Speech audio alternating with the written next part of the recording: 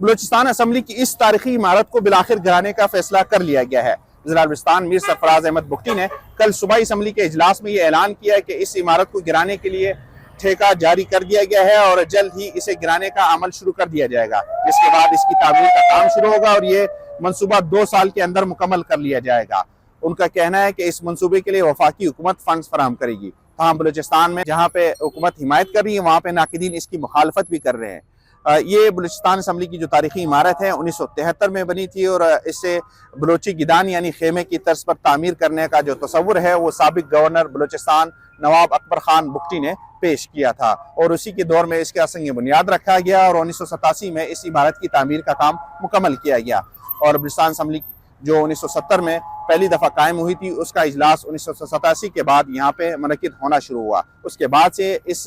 عمارت میں کئی تاریخی ایونٹس ہوئے ہیں۔ عمارت کے جو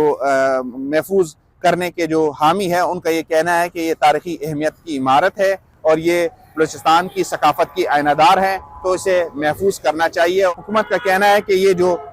عمارت ہے یہ محض 38 سال پرانی تو ہے مگر اس میں بنیادی نقائص پائے جاتے ہیں اور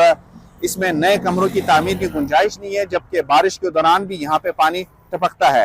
اور حکومت کا یہ بھی کہنا ہے کہ کوئٹہ میں چونکہ آبادی گنجان ہے اور حکومت کے پاس مزید ایسی اہم جگہ پہ کوئی زمین دستیاب نہیں ہے جہاں پہ نئی اسمبلی کی عمارت تعمیر کی جائے،